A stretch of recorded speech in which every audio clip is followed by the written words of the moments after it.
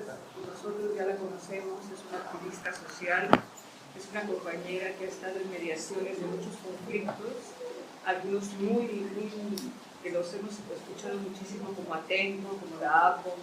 Entonces, y ella siempre ha estado luchando en el movimiento popular y el movimiento campesino. Entonces yo creo que es un honor, no está con nosotros, pero es un honor que Lolis esté con nosotras y creemos que nos puede de alguna manera ayudar a entender el momento que está viviendo el país. Lolis, bienvenida. Gracias. Pues muchísimas gracias por la invitación, y que al contrario, para mí es un honor estar con ustedes. Sé que todos son personas especialmente comprometidas con los procesos de cambio profundo en el país desde hace mucho tiempo, y pues en una causa y propósito compartido. En realidad se trata de poner en la mesa algunas ideas, seguramente muchas que ustedes ya han conversado y que tienen en mente, para llegar a, pues yo creo que un diálogo sobre lo que estamos viendo en la coyuntura. Entonces, bueno, lo primero a decir, vivimos un momento histórico complejo, por lo cual lo que nosotros proponemos es como tratar de levantar la mirada y hacer un análisis un poco más estructural para llegar al análisis de la coyuntura. No basta con tratar de entender a partir de las primeras planas, por ejemplo, de los noticieros lo que está sucediendo, sino le ponemos un piso desde la mirada más estructural. Y en ese sentido, esto que ya es común y que seguramente ustedes han abordado en sus espacios de análisis, y es el que vivimos un momento de crisis civilizatoria, un momento de cambio de era, un momento de cambio histórico, en el que las contradicciones se han exacerbado, las grandes contradicciones sistémicas están exacerbadas porque estamos llegando a este fin de época, a este momento de crisis de sistema. Y entonces, en este momento, algunas de sus excepciones, como la propia crisis o la guerra, que antes eran excepciones, en este momento se convierten en un entorno posibilitador. Y algunas de sus manifestaciones, que todos conocemos, se expresan en tres tendencias globales. Una, la tendencia a la catástrofe ecológica. Esta que hoy también los jóvenes anuncian con tanta angustia, ¿no? Y que reclaman, digamos, como reclaman su futuro, y que obedece a una nueva contradicción sistémica, que ya no solo es capital y trabajo, sino es capital y naturaleza también. El capital ha ido en la sobreexplotación de la naturaleza hacia su devastación y depredación casi total. Otra de las grandes tendencias, la creciente desigualdad y la incertidumbre. Es una economía de la incertidumbre y de la desigualdad, con niveles de hiperacumulación. O sea, ya no es solo la acumulación, es una hiperacumulación en muy pocas manos, donde la mitad de la renta mundial está en manos del 1% más rico de la población. Y es una proporción semejante a la que vivimos también. Situaciones de guerra permanente, donde la guerra, y lo vamos a conversar un poco más adelante, ya no es un medio, sino es un fin, porque la guerra se ha convertido en un enorme espacio de economía criminal y de guerra que produce enormes ganancias y que por lo tanto se sostiene largamente en el tiempo, ahí donde se establecen las condiciones. Y nosotros vivimos en una de esas regiones. Y entonces quisiera enfocarlo desde una de las preocupaciones que creo que más están en la mente, no solo de las personas, sino de los colectivos, de las comunidades, y es la situación de violencia. Prácticamente cualquier conversación sobre algún proceso, proyecto, propuesta, digamos, de cambio social, tiene que ver ahora también con los contextos de violencia. ¿Sí me escuchan? Sí. Perfecto. Allá no. ¿No? Entonces, de violencia estructural, ¿qué decir?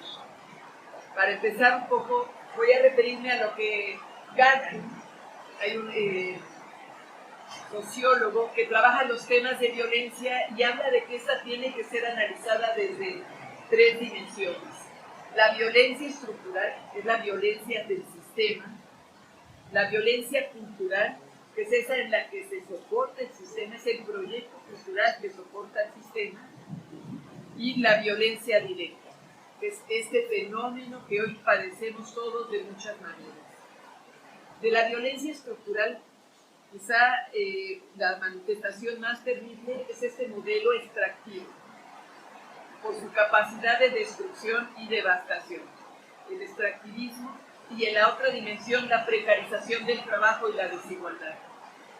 En términos de lo que implica el modelo extractivo, decir que México tiene el 12% de la diversidad terrestre. De hecho, en diferentes cálculos, unos dicen que somos el 4º y otros el 5º país megadiverso del mundo. Somos un país tremendamente rico en términos de bienes naturales. Somos entre la 12ª y la 15ª economía del mundo. También es una situación que ha ido modificándose. El ingreso por persona, por año, per cápita, es de $19,500. Y hasta hace poco, esto ha cambiado, había más o menos 6.500 programas sociales para atender de manera bastante asistencial las necesidades sociales. Sin embargo, y a pesar de esta enorme riqueza, más de la mitad de los mexicanos y casi el 80% de los pueblos indígenas viven en la pobreza o en la pobreza extrema. Y digo el 80% de los pueblos indígenas porque ellos son 4 veces más pobres que el resto de la sociedad. El modelo extractivista es un modelo de acumulación basado en la sobreexplotación de los bienes naturales y en la desposesión de las comunidades y los pueblos. Tiene enormes impactos económicos, ambientales, sociales y culturales y se manifiesta en una disputa por los territorios en donde se hallan estos recursos. Por ejemplo, la minería. Bueno, traigo un mapa, me decía Maricano, me había traído para traer, pero les puedo dejar la presentación si a alguien les interesa también en alguna computadora. Por ejemplo, la minería. Todos sabemos que más o menos el 30% del territorio nacional está concesionado. No todos para explotación, para exploración o explotación minera. Pero para decir cómo funciona el modelo extractivo, vamos a usar el ejemplo de la minería.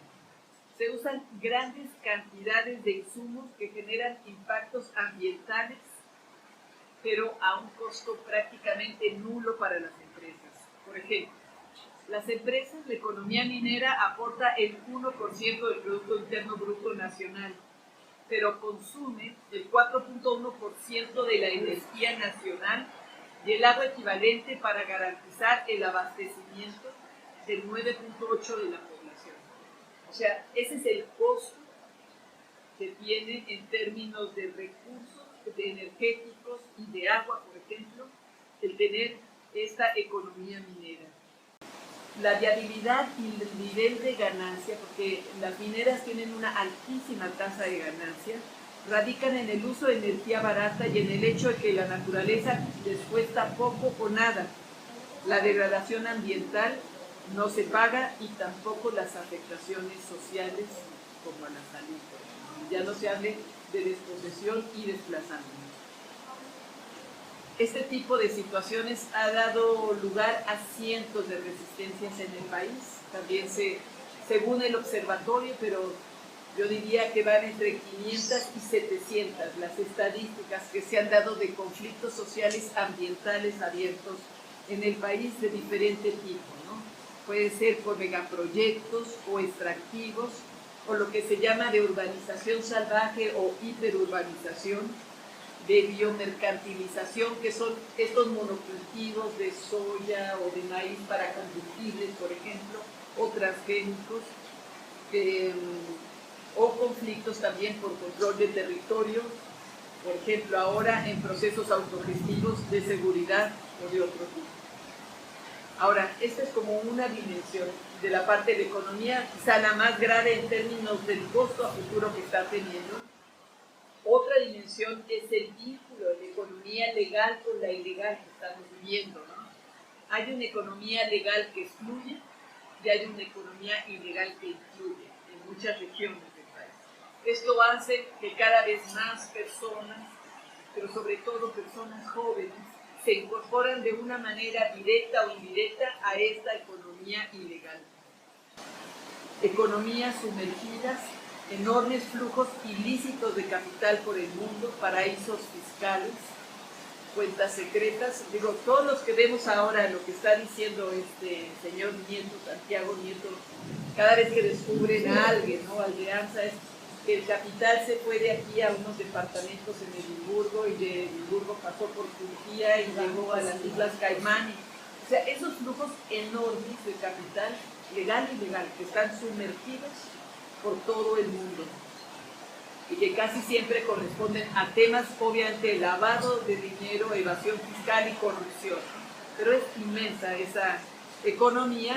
Y también hay un tema de una economía formal, legal, ligada a la economía ilegal. Por ejemplo, en el tema de minas, hay minas ilegales controladas por el narco que le venden a las mineras formales, ¿no? Pero como eso sabemos que hay mucho, y quizá el ejemplo más reciente y más evidente lo tuvimos con toda la economía del huachicol, ¿no? Que era todo lo que sucedía en el robo de combustible y cómo se lavaba en la economía formal de las gasolineras. Otra dimensión de la economía importante, pues la desigualdad, precarización del trabajo y condiciones, deterioro de las condiciones de vida, ¿verdad? En México, 2 personas poseen el equivalente al 37% del Producto Interno Bruto. O sea, no es 2%, es 2 personas. ¿Cómo 2 personas? 2 personas. 2 personas. El 37%. El 37%. Uno es el ¿Y el otro? O sea, debe ser el La Grupo México. Sí, yo también creo que es la REA. ¿Verdad? Sí, porque los 4 son SLIM, la REA, Talleres, son los 4 más que fueron los beneficiarios de los grandes concesiones. Claro, el SLIM se lo lleva. Azteca. De Azteca. No, Sí, no, pero no es el 4. Claro, el SLIM está acá y los otros están acá. Pero en fin, 56 millones están en trabajo informal. Todos sabemos que la economía informal es mayor a la economía formal. 8 millones de mexicanos en el desempleo y 12 millones de mexicanos trabajan como migrantes en Estados Unidos. También decir esto, que los pueblos indígenas son más pobres que el resto de la población, 4 veces más pobres, y se refleja en el nivel de pobreza de los estados. Por ejemplo, el nivel de pobreza en Chiapas es del 76%, en Guerrero del 66%, en Oaxaca del 65%, en Puebla del 64%. Quiere decir prácticamente que toda su población indígena está en pobreza. Bueno, pero aquí, como en otros casos, es importante decir que tampoco es una sociedad que está del todo inerte, ¿no? O sea, hay una gran lucha por los derechos sociales, ustedes conocen, las luchas por los derechos laborales, bueno, las luchas, por ejemplo, como la que acaba de dar la CENTE, tanto por la reforma educativa, que en mucho tiene que ver con sus derechos laborales ahora, el derecho a la educación de los jóvenes rechazados, por ejemplo, el derecho de los jornaleros agrícolas y otros actores que están surgiendo en este escenario, como la población migrante, una población que reclama también su derecho al trabajo, su derecho a migrar, su derecho a la movilidad. Hay mucho que decir en el tema de la economía, pero a mí me gustaría centrarme en esto para después entrar a la coyuntura más específica de lo que políticamente está en el escenario, ¿no? En términos de la violencia cultural, yo creo que esta es una cuestión que en México ha sido muy importante precisamente en la coyuntura. Todo sistema se sustenta, digamos, en un proyecto cultural como pilar fundamental. El proyecto cultural o el nudo, el corazón de este sistema se llama competencia. El valor que tenemos internalizado en las relaciones humanas, sociales, económicas, de todo tipo, es la competencia. Como motor precisamente de nuestras relaciones. Hemos internalizado estos valores y sentidos como pautas de vida que tienen que ver con el beneficio individual, el consumo, decíamos esta idea de la competencia. Y se ha colocado en el escenario recientemente, y esto sí ha sido en el ascenso, digamos, de Andrés Manuel López Obrador a la presidencia, una disputa por el tema de la ética pública, ¿no? Y empezar a hablar de otros valores, empezar a hablar de una agenda de la ética pública, etcétera, que tomó un lugar en el escenario. Sin embargo, yo diría, y a pesar de eso, hay muchas dimensiones de esta violencia cultural que no están abordadas y se hace a partir de ciertos valores internalizados como la dominación patriarcal, o sea, esta idea patriarcal que todos tenemos, con múltiples expresiones de violencia de género, que hoy se hacen evidentes, pero también son cada vez mayores. La dominación colonial, la xenofobia, el racismo, el rechazo a los migrantes, estaba viendo lo que tienen acá, pero es cierto, ¿no? Todos lo hemos visto y la migración ayudó a expresarlo mucho. Ahora que se disputa la reforma sobre derechos de los pueblos indígenas, creo que vamos a volver a tener expresiones de racismo muy fuertes. Y por supuesto esa que decíamos, la dominación del capital sobre el trabajo y sobre la naturaleza. Esta idea, por ejemplo, de que qué es el progreso, entendida como el desarrollo y el enriquecimiento de uno, y no la relación de respeto y convivencia armónica con la naturaleza. Entonces, tenemos contrapuestos muchos valores, pero como sociedad tenemos internalizados estos. Y algo que se dice mucho es la hegemonía realmente, en lo que consiste no es en tener propiamente una mayoría, sino en que la mayoría crea que sus intereses son los de la minoría. Y creo que en este sistema nos han convencido de que sus intereses son los nuestros. Es impresionante, yo lo digo en el tema del aeropuerto, por ejemplo, como todo mundo está tan preocupado del aeropuerto, como si mañana no pudiéramos tomar el avión para irnos. Y esto, o cuando cae la bolsa, o cuando en realidad son los intereses de ellos, no son los intereses de la población, pero la población los acoge y los asume, ¿no? Y esto es un tipo de hegemonía política y cultural sobre la cual puede sostener muy sólidamente a un sistema. Entonces, aquí, como en otros casos, también hay una batalla por la cultura, ¿no? Y está desde la diversidad cultural de los pueblos, ahora esta perspectiva feminista, que es muy importante, que se está colocando con enorme fuerza, yo diría desde los jóvenes, que tienen nuevos códigos, nuevas maneras de percibir, de ver, de entender las relaciones humanas y particularmente las relaciones de género, pero empezamos a tener nuevas batallas en el campo de la cultura y creo que nos toca mucho escuchar, porque muchas de esas batallas vienen ya generacionalmente implantadas en otra generación. Entonces ahí hay que tener como un oído muy atento, yo pienso que a los jóvenes, cuando hablamos de estas nuevas batallas culturales, ¿no?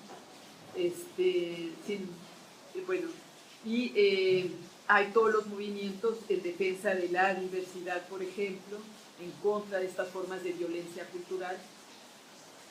Todos estuvimos conscientes, y supongo que aquí, bueno, no sé, el seminario está empezando, pero todos tuvimos conversaciones sobre el tema del Me Too, ¿no? El Me Too, que fueron estas denuncias que se hicieron en redes sociales contra activistas, académicos, artistas, que fueron muy sonadas, ¿no? Porque había señalamientos muy concretos a mucha gente conocida, ¿no? Pero quiero decir, ese tipo de batallas culturales es interesante porque también refleja que hay una cultura nueva, ¿no? Que hay códigos nuevos. Y la verdad, me parece que estamos atestiguando en estos temas del patriarcado, el colonialismo, etcétera, movimientos contraculturales, por llamarlo así, que sí van a replantearnos nuevas relaciones sociales y humanas. Bueno, la otra dimensión es la violencia directa. Y este país está marcado por la violencia directa, sin duda. México, y quizá no viéndolo solo, sino México con el Triángulo Norte, entiendo que ustedes van a abordar la dimensión América Latina, pero nuestra región está particularmente ubicada en una situación de guerra permanente. Esto que decíamos, la guerra cambió de carácter, ya no se hacen guerras, se crean situaciones de guerra como modo de vida del sistema.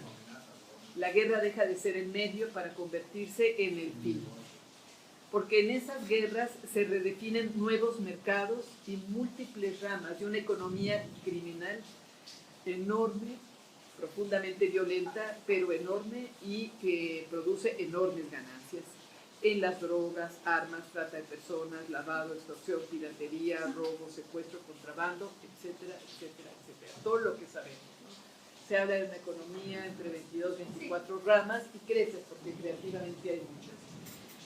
Que entonces está sostenida, es como otro gran campo de la economía. Ahora, esta guerra necesita condiciones para hacer y estar produciendo esta ganancia. Quizá un problema que tenemos es que no tenemos un consenso y yo creo que no hemos definido qué tipo de conflicto estamos viviendo. Hace poco la Comisión Mexicana de Defensa y Promoción de los Derechos, de Promoción y Defensa de los Derechos Humanos sacó un informe donde llaman a esto que vivimos un conflicto armado no internacional. Otros llaman un conflicto interno armado, otros le llaman una guerra híbrida, otros le llaman una guerra asimétrica. Tiene una cantidad de apelativos, pero no tenemos un consenso sobre cuál es el diagnóstico en términos del conflicto de violencia directa, violencia extrema que vive el país. Sin embargo, sí sabemos muchos de sus efectos, ¿no? Permite un control de las poblaciones no legitimado porque se ejerce en condiciones de excepción. Hay un enemigo difuso, hay un enemigo interno. Esto permite que las Fuerzas Armadas tengan tal presencia en el territorio que la Guardia Nacional sea vista como la solución en amplios sectores de la población mexicana.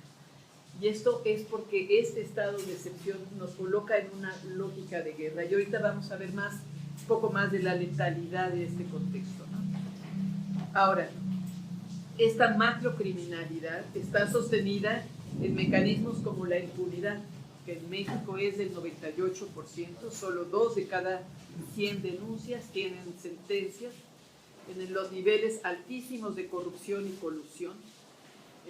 Regiones que pueden decirse viven una situación de narcoestado, en donde el engarce de los poderes formales con los poderes criminales y el poder económico es casi total, como Tamaulipas o algunas zonas específicas en Guerrero, en Michoacán, en Veracruz, en algunos otros lugares.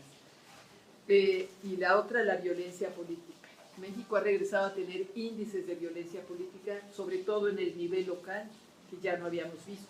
¿Se acuerdan ustedes en la campaña? Bueno, sí, más de 100 alcaldes muertos, 150 funcionarios de partido o candidatos asesinados, 179 que tuvieron que dejar sus cargos por amenazas, por ejemplo, ¿no? Entonces, el nivel de violencia política que se ha alcanzado nos habla claramente de que esta guerra tiene una dimensión no solo de disputa por los territorios y las fuentes de economía, sino por el poder político. Hay una disputa por la captura del Estado, una captura que va muy de abajo hacia arriba, ¿no? Los poderes municipales son los que están más capturados porque finalmente es un eslabón más débil, y así en el nivel intermedio y en el nivel mayor. En la coyuntura esto es uno de los grandes temas, y no sé si vieron las noticias recientemente, hay una percepción social de que la estrategia de corrupción es adecuada. Más o menos el 60% de la población considera y acompaña esta estrategia porque es adecuada. Entonces, les digo porque también nos está ubicando entre las principales problemas y preocupaciones de la población y las percepciones sociales. ¿De qué coyuntura estamos hablando? El 70%. 60% considera que la estrategia de corrupción es la correcta y está avanzando. Ahora, está el tema de los derechos humanos. Esta situación lleva a una crisis de derechos humanos que se expresa de muchas maneras, ¿no? Una son las violaciones directas a los derechos humanos, Y ahí a lo mejor solo hablar de lo que implica tener a las Fuerzas Armadas y esta dimensión de fuerza pública en la calle. Por decirles algo, la guerra de Vietnam registró por cada 4 heridos una persona muerta. En México, la Policía Federal Mexicana registró 5 muertos por cada herido, prácticamente inversa. Y en el caso del Ejército, 8 muertos por cada herido.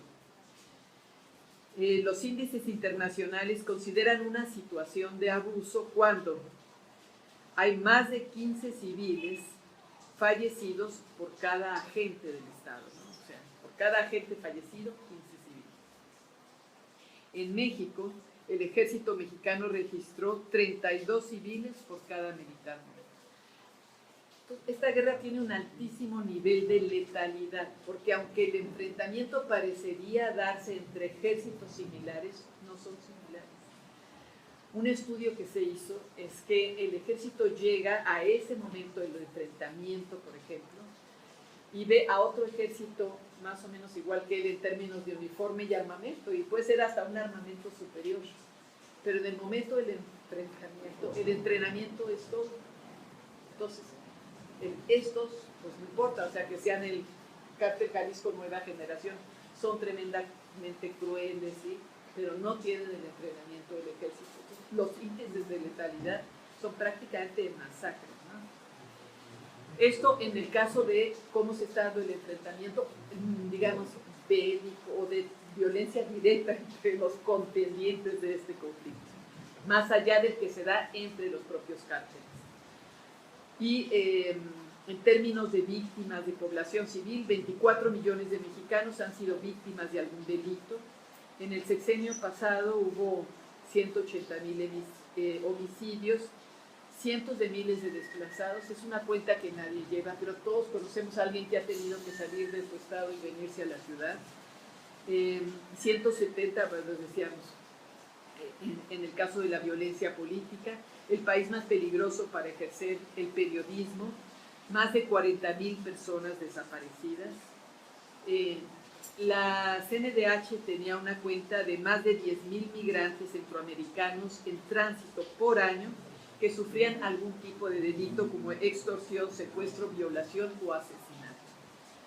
O sea, a esto también son de las cosas que en la coyuntura se han intentado cambios de políticas, al menos en el caso de los migrantes y de los desaparecidos, a eso voy.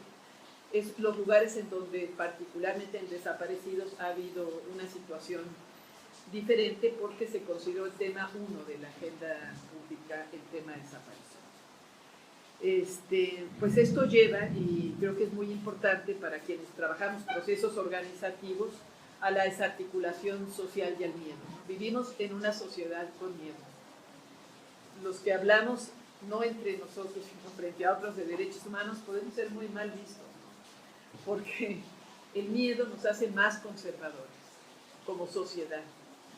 Y en esa sociedad el miedo se nutre, el conservadurismo se nutre del miedo y lleva al consentimiento social no solo de la militarización, sino de la violación de derechos humanos. Si tú me dices, ¿qué prefieres? ¿Seguridad o derechos humanos? Obvio, seguridad. O sea, tenemos ahorita estos dilemas de la sociedad de esta manera colocados frente a nosotros. Se habla mucho del tema de derechos humanos, pero existe como esta distorsión de meter una fuerza militar de tal envergadura en el terreno de la población. Y sé que no es una estrategia de seguridad simple o solamente apoyada en este componente, tiene otros componentes muy interesantes, pero este distorsiona prácticamente el enfoque más integral. Hay un rompimiento del tejido social, todos lo hemos vivido, ¿no? Gente que ya no se visita, la gente no sale en la noche de sus casas. Hay muchas ciudades en las que tú llegas a las 8 de la noche y está todo cerrado.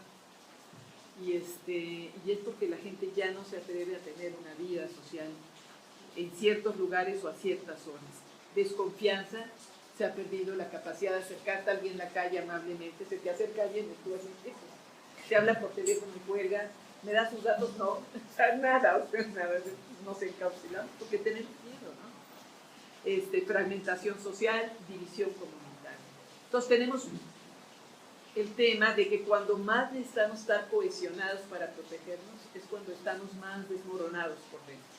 Porque se ha demostrado, Cherán ha sido como el ejemplo emblema, pero hay muchos, yo diría las propias juntas de gobierno y quienes logran mantener sus organizaciones y colectividades, ahí en esa cohesión es donde están mejor protegidos, y es lo que estamos hoy. Entonces, de hecho, se nos acercaron a nosotros gente del gobierno federal para decir si había alguna metodología para replicar la propuesta de Cherán en otras comunidades de la meseta, porque han encontrado que es lo único que está funcionando frente al control territorial de digamos, los criminales, los grupos criminales, ¿no? Ahora, aquí como en otros casos, porque yo digo, en todos los casos yo hablo de la contradicción, porque en todos lados la hay. Quizá no es la forma tradicional de la lucha de clases en todas partes, pero son actores emergentes que se han ido levantando en un proceso, por ejemplo, el de las víctimas, primero con el Movimiento por la Paz, en Sicilia, y el grupo de gambianos, digamos, alrededor de él, contra el estigma y la criminalización de las víctimas, que les logró dar un respaldo social, ¿no? Porque antes se matan entre ellos, y si alguien tenía un desaparecido, pues no sé en qué andaban.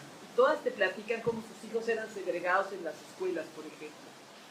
Y cuando llega a Ayotzinapa se logra realmente un parteaguas sobre el tema. Yo sinceramente les digo, nosotros estábamos ya trabajando con personas desaparecidas desde el 2008 más o menos, y le decíamos a los compañeros nuestros del Movimiento de Derechos Humanos, súmense, o sea, son muchos, está muy complicado. Y no, porque nadie entendía que eso era un fenómeno político, social, ¿no? Parecía un tema más criminal. Cuando llega Ayotzinapa hay un parteaguas. Y Ayotzinapa nos demuestra que el problema de la desaparición es un problema sistémico, es una violación generalizada de los derechos humanos, y entonces empieza un proceso, o se empieza a visibilizar, a reconocer, porque no venía solo de ahí, pero en ese momento se visibiliza todo el proceso organizativo de los colectivos de víctimas de desaparición en el país. Hay un poderosísimo movimiento de víctimas, particularmente familiares de personas desaparecidas. Hay una discusión si llamarles víctimas o sobrevivientes o luchadores sociales. Yo me he encontrado con que ellas reivindican su carácter de víctimas, porque no les digas víctimas, porque parece como que las hacen. No, ellas se consideran las víctimas como un tema de reconocimiento de una deuda social con ellas y una posibilidad de reivindicación y exigencia. En México esa connotación es muy especial del movimiento de víctimas. Y empieza a surgir para exigir, es un estado que tenía para ese entonces alrededor de 26,000 personas registradas como desaparecidas y tenía 32 ministerios públicos en el país para eso. No para buscarlos, para investigar quién se los había llevado. Entonces, pero es interesante porque este movimiento lo que logra es ponerle tamaño.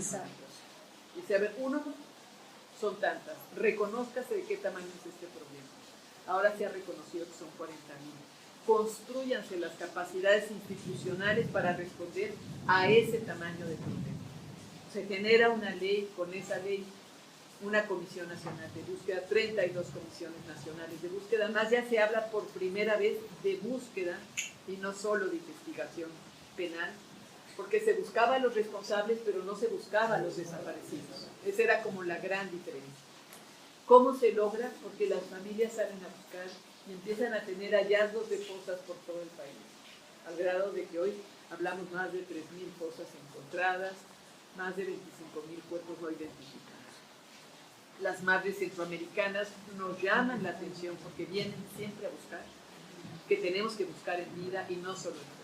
Entonces ahora hay toda una propuesta, mecanismos extraordinarios, y empieza a haber una respuesta del tamaño de los desastres. Unos actores nuevos, emergentes, muy capaces, muy poderosas, sobre todo en términos de legitimidad, las víctimas.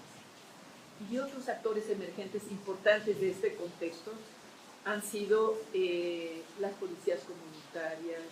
No digo, hay una cantidad de actores seguros proliferando en todo el territorio de todos, pero como actores sociales, las policías comunitarias que a partir de formas más integrales que implican seguridad, justicia y reeducación, hacen desde hace tiempo la protección de sus comunidades. Entonces empieza a ver todos estos actores. Del otro lado también muchos grupos duros que han sido penetrados, infiltrados por la delincuencia organizada, por el propio Estado. Entonces, bueno, existe esta situación en la disputa por la reivindicación de derechos frente a la violencia. Una deuda que yo creo que tenemos aquí, francamente, como movimientos sociales, y me extiendo en eso, que tenemos como movimientos sociales, es que no tenemos una propuesta sobre el tema de seguridad. No sé si nos toca o no, pero no estamos colocados frente al Estado con una propuesta alternativa construida desde un enfoque más transformador, más social, ante estas maneras de la seguridad más punitiva, digamos, ante estos procesos de seguridad más punitiva.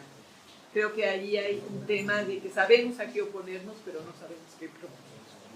Bueno, la otra dimensión, el gobierno. Entonces ya yo quisiera llegar a la coyuntura con esta, ¿no? Llegamos a la coyuntura de cambio de gobierno, digamos, con una crisis institucional y de legitimidad, ¿no? Digamos, el gobierno de Peña más que ninguno, un Estado autoritario, debilitado en sus funciones sociales y de gobierno, pero fortalecido en todos sus componentes duros, alineado a los intereses corporativos, como se ha dicho, ¿verdad?, legales o ilegales. Y una ruptura muy grande entre la política institucional y la sociedad, una desconfianza abismal de lo político.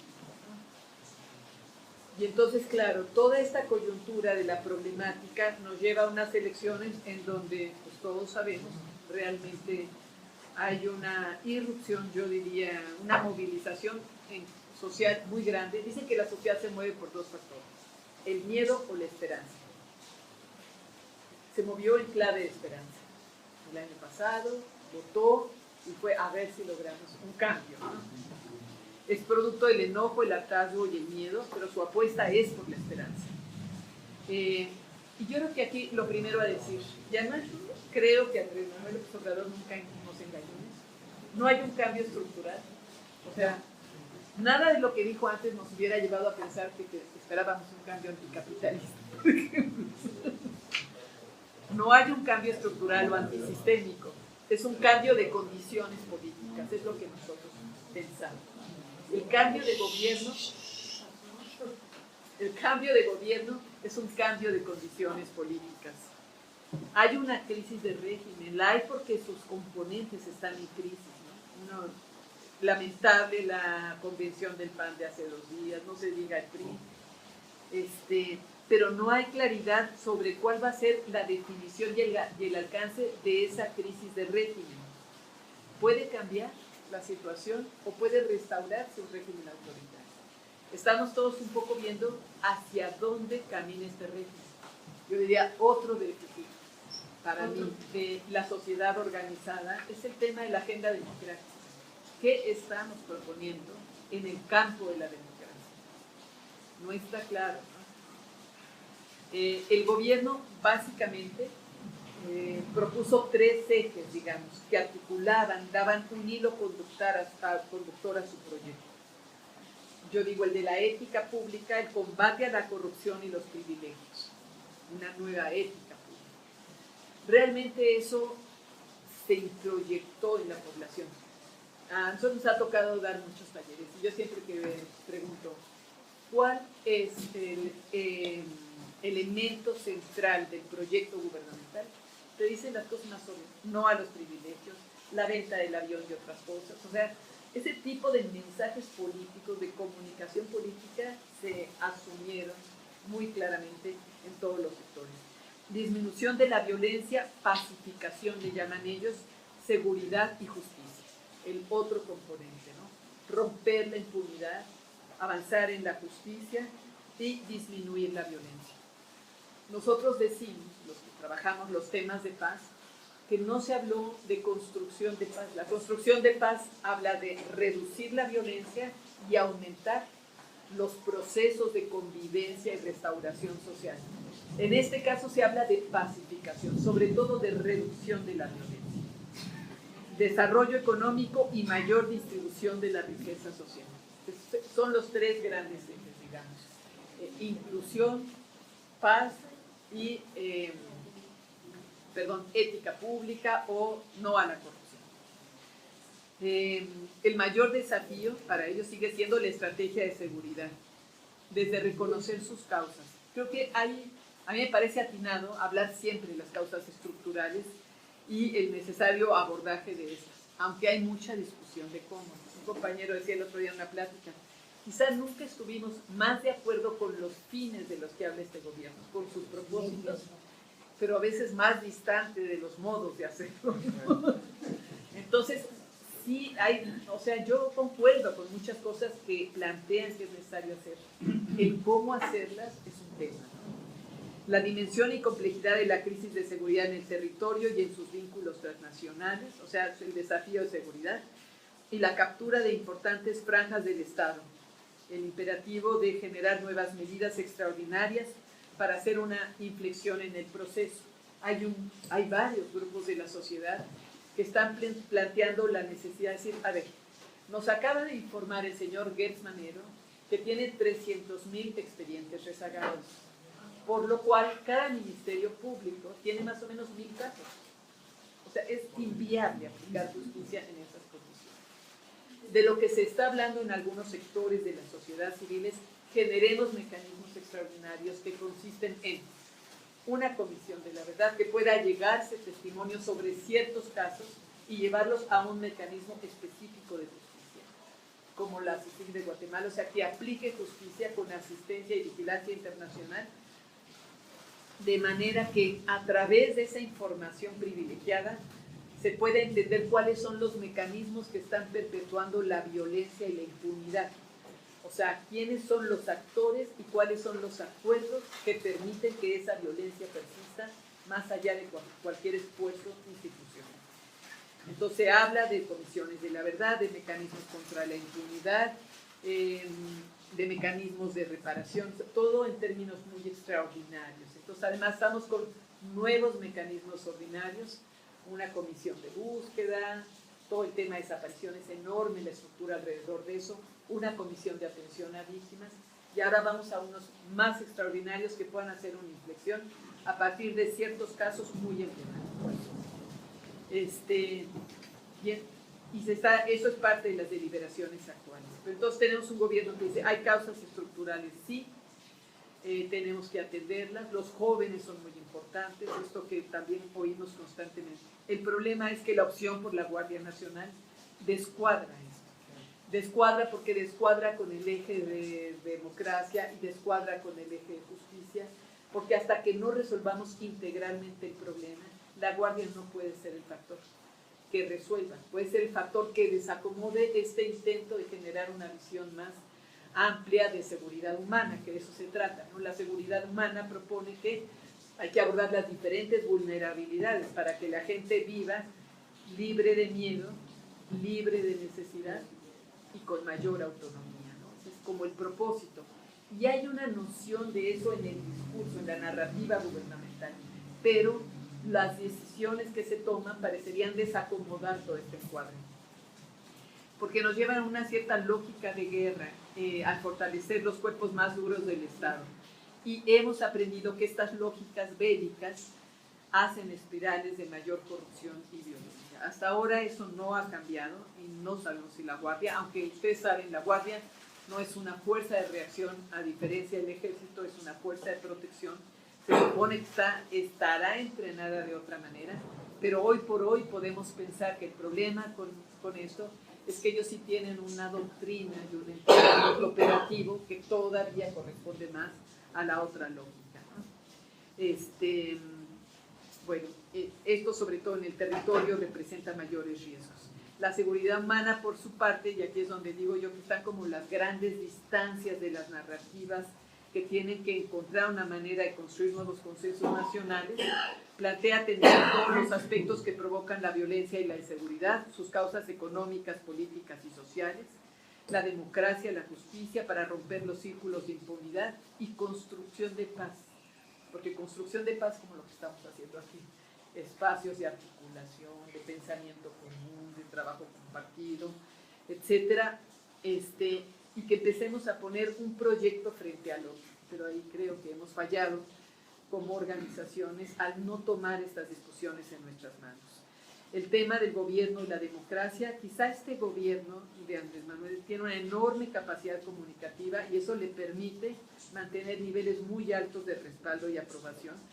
Sin embargo, en los hechos, quizá por la falta de confianza o por su manera de hacer las cosas, tiene una enorme centralización.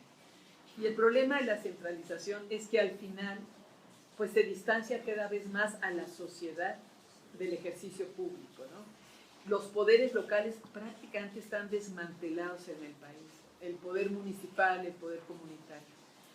Hay aquí, yo nada más, para poner el tema, porque me parece muy importante, un elemento importante, y es que hoy se está discutiendo, ustedes supieron de los foros que hizo el Instituto Nacional de Pueblos Indígenas, hizo 54 foros nacionales, 54 foros regionales, uno nacional, participaron 27,000 autoridades, no población, sino autoridades indígenas. O sea, fue muy importante la representación formal en ellos y van a proponer una reforma, vamos a ver hasta dónde llega, una reforma de libre determinación y autonomía en el nivel comunitario, municipal y regional, lo cual estaría abriendo un cuarto nivel de gobierno en este país, acercando cada vez más el ejercicio público a la gente, porque hay 64,000 comunidades indígenas en el país. Faltan mecanismos de participación real que no son las consultas, sino esas consultas que ya sabemos, grupos internos. Bueno, y reconocer que el gobierno sí está efectivamente tratando de combatir la corrupción, pero tiene corruptos adentro y también algunos, todos los podemos decir por nombre y apellido. Y el hecho que no han logrado parar la violencia contra defensores y periodistas. Yo estoy segura que no viene del Poder Federal, que no es Alejandro Encinas que manda a atacar a un defensor, estoy segura que no es así, pero no logran controlar que esto siga pasando en los territorios y ahí sí hay presidentes municipales que mandan a hacerlo, ¿no? Hay una cuestión de que la nueva fiscalía no está respondiendo a esta articulación de discusión con la sociedad. Falta, decía yo, estos mecanismos extraordinarios todavía de aprobarse e implementarse. Y a pesar de todo, sigue habiendo un ánimo de esperanza y apuesta por el cambio. Entonces, incluso las condiciones posibles de empujar cosas están. Si uno, al menos como en el caso nuestro, se acerca en la interlocución con este gobierno con una propuesta clara, con un respaldo legítimo de movimiento, actor social, vertiente social, en realidad nuestra experiencia es que hay condiciones de avance, hay condiciones de diálogo y avance, a pesar de todo lo que se ha dicho. Porque hay un ambiente propicio. Lo que pasa es que lo que viene de allá para acá, para nosotros no es lo que hay que estar haciendo. Pero si asumimos que todo cambio significativo va a venir de abajo hacia arriba y que nos colocamos frente a este gobierno, no preguntándonos lo que ellos dicen, sino lo que nosotros queremos hacer. ¿Cuál es nuestra agenda? ¿Cuál es el sujeto para empujar esa agenda? ¿Cuál es la estrategia para en estas condiciones empujar esta agenda? Entonces hay posibilidades de avanzar. Es un poco la experiencia que hemos tenido en las dos agendas que nosotros hemos estado acompañando, la de víctimas de desaparición y la de pueblos indígenas. Y eso nos lleva a nosotros a pensar, al menos en el trabajo necesario en dos niveles, ¿no? Todo el trabajo organizativo de base, la recuperación del tejido social comunitario. Y aquí yo, quizás solo para señalar finalmente una cosa de este gobierno, es en esa línea es cómo cambiar la manera de operar los programas sociales, porque estos programas sociales, yo no digo que estén mal, o sea, o que tengan un propósito oculto, ni siquiera clientelar, pero sí están llevando una nueva reconfiguración organizativa vinculada al poder público, aunque no haya una inclusión de eso, pero simplemente pensamos en cómo es el desarrollo de Sembrando Vidas, los jóvenes, y no digo que no estén generando un efecto positivo en las familias. A mí compañeros me dicen, no, pero es que a los jóvenes ahora van a comprar más celular. O sea, ¿por qué nosotros vamos a asumir que nosotros que tenemos un ingreso estable, está bien como nos lo gastemos? Y ahora resulta que la gente beneficiaria de los programas, ay, qué feo se gastan en eso. Somos muy duros en eso, ¿no? O sea, yo digo, todos tienen derecho, en todo caso, en estos programas, a acceder a los beneficios de... El problema es que como se están haciendo, frente a este desdibujamiento de los movimientos sociales gremiales tradicionales, empieza a reconfigurarse otra cosa. Pero es otra cosa que no sabemos bien qué es y está muy vinculada al poder político. Y finalmente yo diría, en nuestra propia cancha, nuestra división entre 3 estrategias, los que impugnan el gobierno, hay una impugnación muy fuerte desde la izquierda, los que colaboran claramente con el gobierno, también hay un sector que está colaborando abiertamente con el gobierno, y otros muchos, diría yo, que están en una estrategia como de una sociedad civil autónoma, pero que confronta, dialoga, negocia con el Estado, ¿no? O sea, estas 3 estrategias a grandes rasgos en las cuales nos dividimos. Nuestro planteamiento es, necesitamos hacer todo este trabajo de construcción de sujetos sociales, desde los pequeños colectivos hasta las grandes articulaciones, pero necesitamos también hacer un diálogo horizontal entre nosotros, donde quepamos las diferentes vertientes políticas y no nos dividamos entre nosotros por a quién le cae bien Andrés Manuel o no, quién está de acuerdo con lo que se dijo en la mañanera o no, sino desde lo que nos une de diferentes maneras para poder recuperar nuestra fuerza y capacidad de propuesta en esta coyuntura, ¿no? Y sobre todo, digo yo, no leyéndonos en el espejo del otro, sino leyéndonos nosotros desde las estrategias de transformación social que hemos empujado y que queremos seguir empujando en esta nueva coyuntura. Pues eso.